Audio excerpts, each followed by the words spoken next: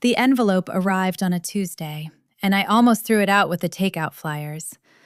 It was a thick manila thing, the kind a hospital sends when you request old records, and the return address was a county office I had written to 9 months earlier and forgotten about. I was standing barefoot in my mother's kitchen, the kettle whistling, the dog scratching at the screen door, and I slit the envelope open with a butter knife because the letter opener was somewhere in a moving box I had not unpacked in 2 years. I read the first page once. I read it again.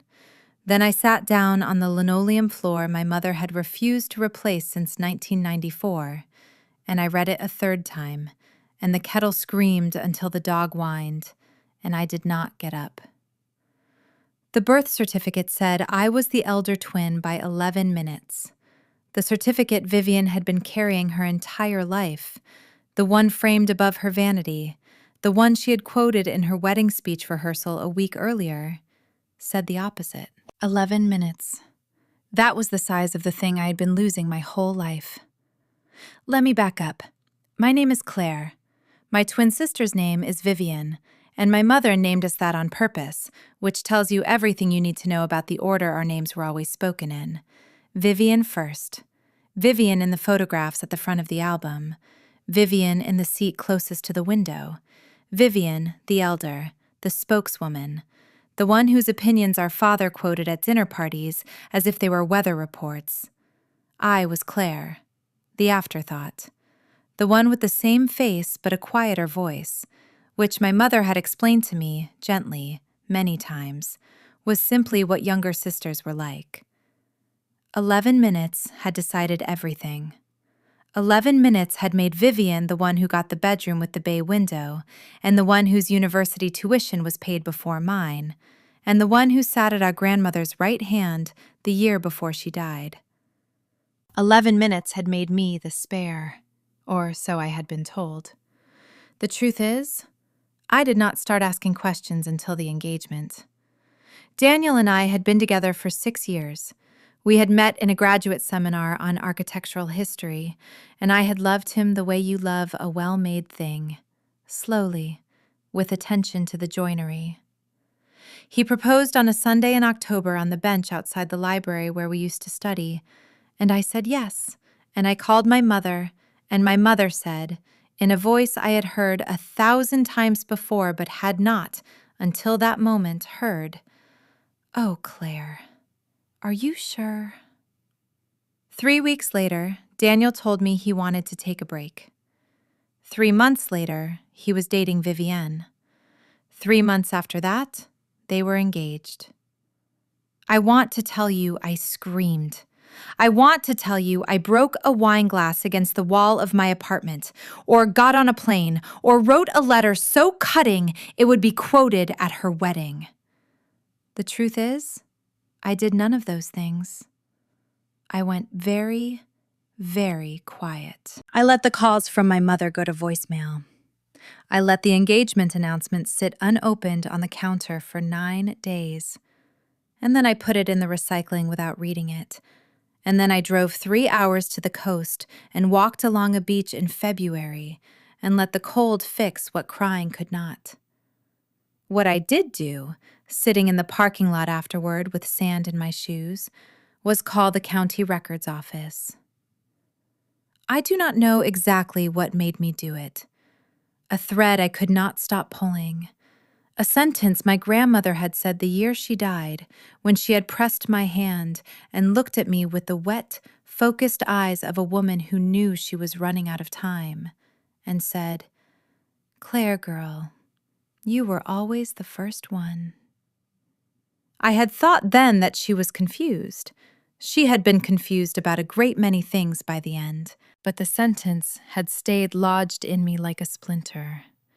And on a Tuesday in February, I called a county office and asked for the original certified records of 2 births registered in the spring of 1991. They told me it would take 6 to 8 weeks. It took 9 months. And now I was sitting on my mother's kitchen floor with the proof in my hand. 11 minutes. The birth my mother had put first on every form for 33 years was, in the original record, the second. I want to be careful here, because I have thought about this part for a long time, and the thing I want you to understand is that I did not feel triumphant. I did not feel vindicated. I felt grief. A strange, slow grief for a version of my life that had not happened, that I had not even known I was missing. The bedroom with the bay window, the tuition paid first, my grandmother's right hand.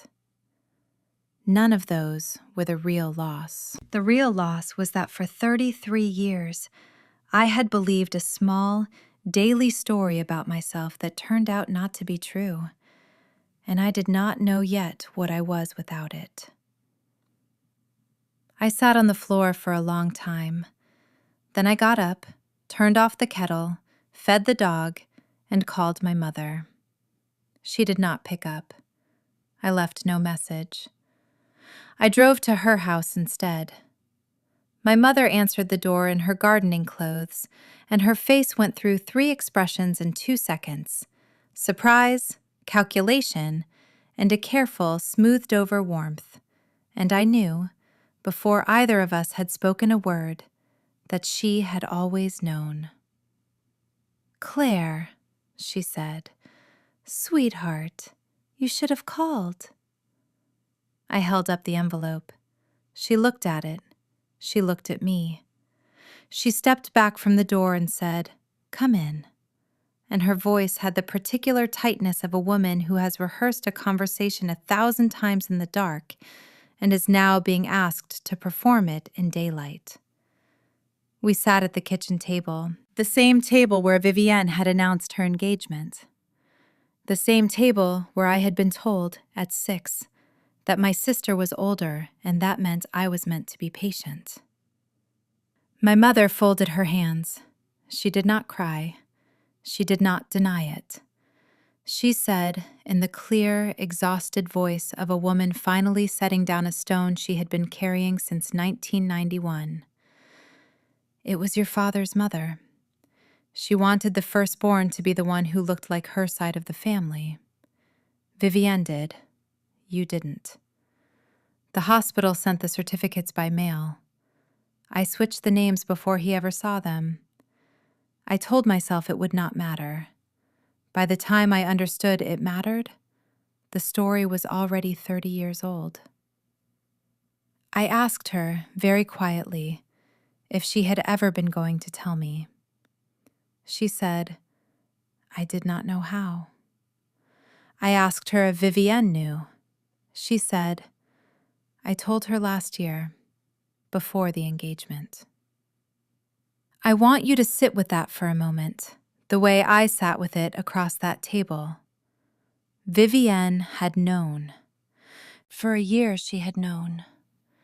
And in that year she had taken the man I was going to marry, and she had let him propose, and she had planned a wedding, and she had let our mother organize it and let our father pay for it, and she had said nothing.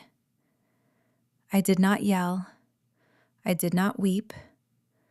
I asked my mother for a glass of water, and she got me one, and her hand shook, and I drank it slowly. And I thought about my grandmother, the one who had pressed my hand and said, "Claire, girl, you were always the first one." She had not been confused. She had been telling me, in the only way a dying woman could, the truth that nobody else in the family was going to. I left the certificate on the table.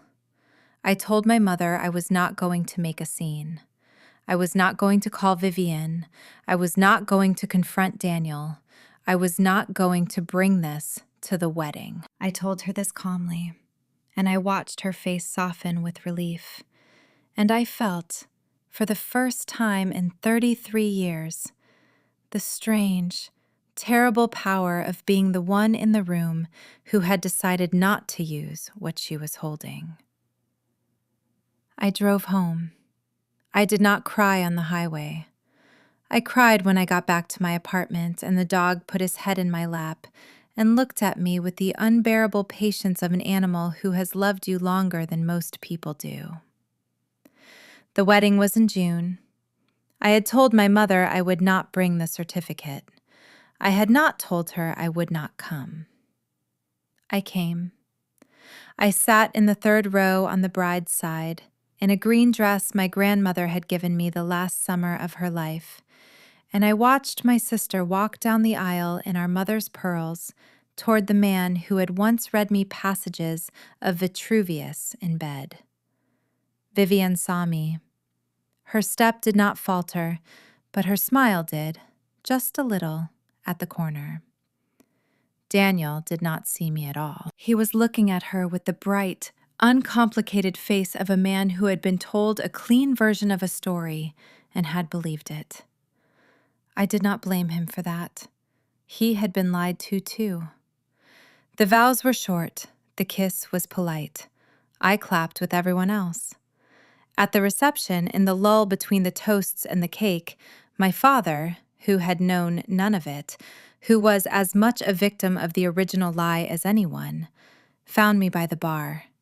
He was holding 2 glasses of champagne. He gave me one. He said, "You look like your grandmother in that dress." I said, "Thank you." He said, "She loved you very much, you know. She used to call you her firstborn. I never understood why." I drank my champagne. I did not tell him. Telling him was not mine to do. It was my mother's, and she would, eventually, because the certificate I had left on her kitchen table was a clock I did not need to wind. Some things, once they are sitting on a table, do not need to be picked back up. They simply wait. I want to tell you that the truth came out at the reception. That somebody stood up with the certificate in their hand and read it aloud, and Vivienne went pale, and Daniel turned to her, and the music stopped. That is the version of this story the algorithm wants me to tell you.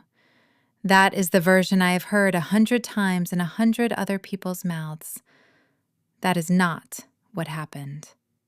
What happened was that the truth came out 3 weeks later, the way truths actually come out. Not on a stage, but in a kitchen. My father came home from a long day, found my mother sitting at the kitchen table with the certificate in front of her, and asked her what it was. She told him. All of it. The hospital, the names, the grandmother, the 33 years. The year she had told Vivienne, and Vivienne had said nothing and let the wedding happen anyway. My father is a quiet man. He did not yell either. He read the certificate twice, set it down, and went into the garage. And he stayed in the garage for 4 hours. And when he came out, he had a small, hard, finished look on his face, and he said, "Helen, I need you to leave the house for a few days. I need to think." She left. She went to her sister's. She called me from the car crying, and I let her cry, and I said the only true thing I could think to say, which was, "Mom, I love you, and I am so tired." The marriage between Vivienne and Daniel did not last the year. I want to be careful with this part too, because I do not want you to think I orchestrated it, and I do not want you to think I celebrated it. I did neither. What I did was nothing. And nothing, it turns out, is sometimes the most powerful thing a person can do. Daniel found out about the certificate from his own mother, who had heard it from a cousin of my mother's at a holiday party, the way these things travel when a family has stopped guarding the perimeter. He confronted Vivienne. Vivienne admitted it. Not the original switch, that was not her doing, but the year of silence afterward. The fact that she had known and married him anyway, and let him stand at an altar believing a story that was not true about the woman whose face he was about to spend his life looking at. He left her in November. He did not come back to me. I would not have taken him if he had. The man I had loved at 25 was not the man who had stood at that altar in June, and I had learned by then that I was not the woman who needed him to be. Here is the part of the story that matters, the part the title of this video did not promise you, the part I had to live a year to find. I did not get my old life back. I was never going to. My old life had been built on a lie that began before I could speak, and you cannot rebuild a house on a foundation that was never there. What I got instead was a different life, a smaller one at first. I left the city. I moved to a town near the coast where I had walked that February afternoon, and I rented a small apartment above a bakery, and I took a job at a community college teaching architectural history to 19-year-olds, and I adopted a second dog, and I spent the first year mostly quiet. My mother and I speak now, not often, carefully. She has done a great deal of work in therapy that I am, frankly, proud of her for, even when I am still angry.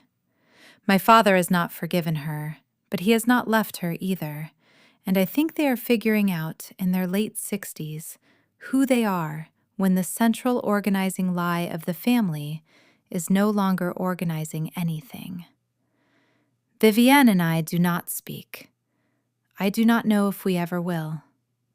I have stopped needing the answer to that question, which is its own kind of freedom.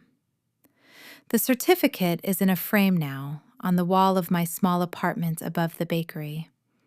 Not because I am proud of it, because I want to remember.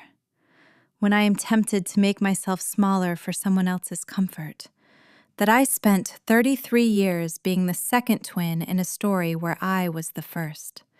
And I survived it. And I came out the other side with my own face. 11 minutes. That is how long it took, on a spring morning in 1991, for me to be born into a family that was about to rewrite me. It is also how long, more or less, it took me to read the certificate on my mother's kitchen floor and understand, finally, that I had always been who I was. Nobody had ever been able to take that. They had only been able to tell me a different story about it. And I had only been able to believe them until I didn't. If you are watching this, and you have a story like mine, if there is a sentence about who you are that you have been carrying since you were too young to question it, and something in you is starting to wonder if the sentence is true, I want to tell you the only thing I learned that was worth learning. The truth does not need you to fight for it. It only needs you to stop carrying the lie. Set it down. Walk away from the table. The truth will sit there as long as it has to. 11 minutes is a very long time when it is the 11 minutes that have your name on them.